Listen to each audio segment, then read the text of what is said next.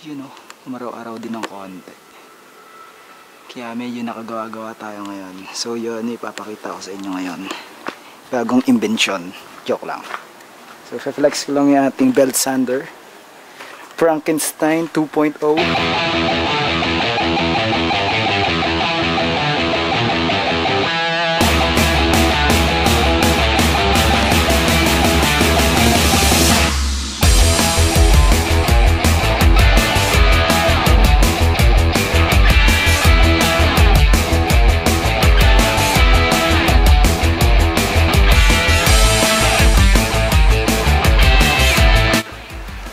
Yan o. So yun, tinesting natin siya ngayon dahil kakaayos lang natin na to. So yan, meron tayong belt sander na 2x72 abrasive ang size niya. So ginamitan ko siya ng grinder na industrial, medyo malaki-laki to, heavy duty. And ayun, as usual, di ba natin nalagyan ng paayan, kaya nakalagay muna sa vise para mag-stabilize kasi meron tayong hinahasa na ito, table. Yan o, patapos na rin siya. Yan pa isa, dalawa yan eh. Gawa tayo ng table natin. So yun, ginawa ko tong belt sander kasi sobrang napapadali na to yung mga trabaho ko, like sa pag-grind bakal, kahoy, kahit ano pwede. So yun, ginamitan ko siya ng stainless na roller. Stainless na to, as you can see, makikita mo, naka quick release pa yan. Hub ng bike. And ayan, ito alternator ng sasakyan, kaya siya Frankenstein eh. So ito I think sa jack to, or basta pang car din. Ito tubular, retaso. Then ito pang tow hitch. Yan, sa tow hitch yan. Ang inaaso. Then ito galing to sa motorcycle, you know. Ano to, sigunyal. So yan, binubuo lang natin. Then function naman siya. Function naman. Testing natin. So ito pala ay variable, pwede mong hinaan, pwede mong sagad.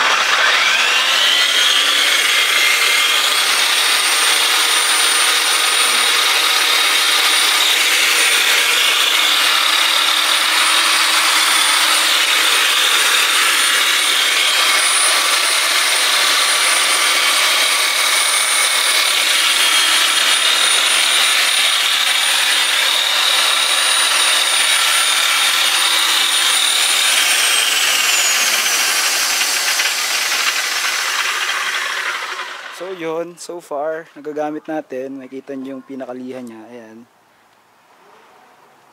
Ayan. Makinis naman siya. And, ayan. Hindi ko lang natanggal itong gilid.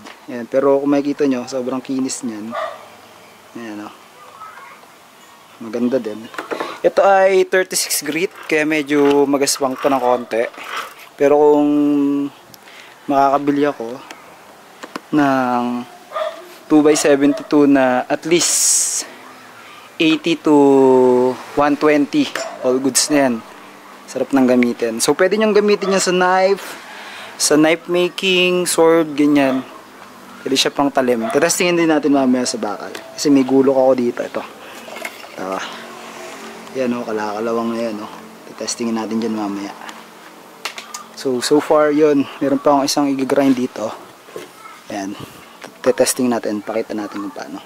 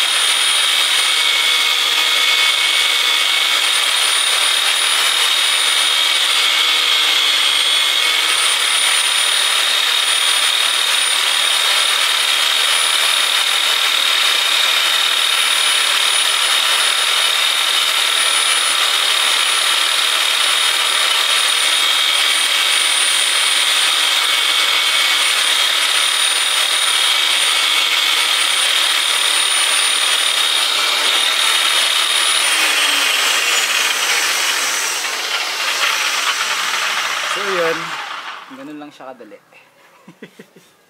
So, syempre, mag-practice kayo pag meron na kayong ganito. So, yun to, pwede nyong gayahin yung design kung paano ginawa, and yun. Diba? Ang kinis niya. Uy. Kinis. Yan. So, sa mga may hilig na bata dyan mag-Lego, parang Lego lang yan. May konting welding works, pero all goods. Yan o. Diba? Try natin itong kinisin ng konti. Ito medyo magaspang na to.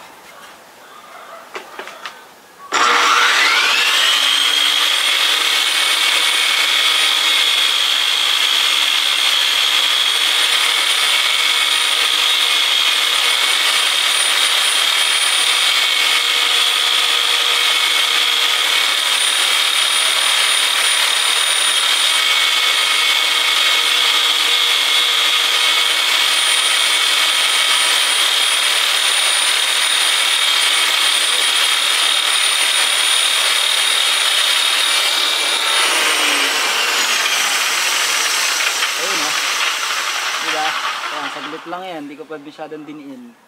Ito yung kanina, then ito na siya. Yan, di ba? Ang kinis. Say. So, yun. Patapos na itong table. Kinisin na lang ito ng konti, then i-screw na natin or glue. Yan. So, yung table pala na yan, drum lang yan, na hinati. Silagyan ng paa. Ito yun. So yun, laking tulong na to. Promise. So yun, testing natin siya sa metal. Kung kaya. Uy! Wala yata sa bukas. Ay hindi, okay na. Yun, tatry natin dito sa super duper gulok. Tataliman natin to, tatanggalan natin ng kalawang.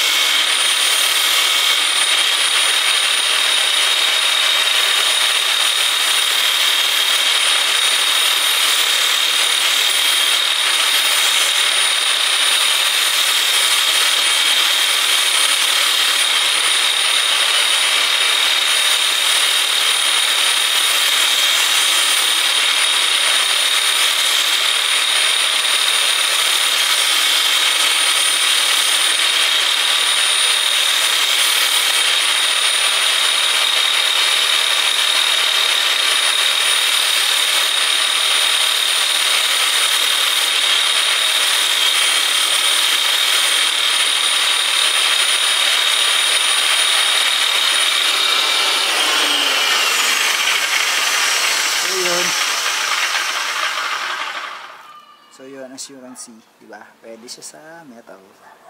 Malamang, abrasive yan.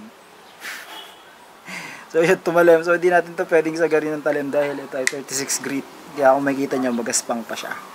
Pero meron tayong abrasive na 120 yun. Pwede na yun. O, diba? Yun lang natin masasagad yung anong manipis na to eh. Pandamo-damo ko lang to eh. See? Pwede.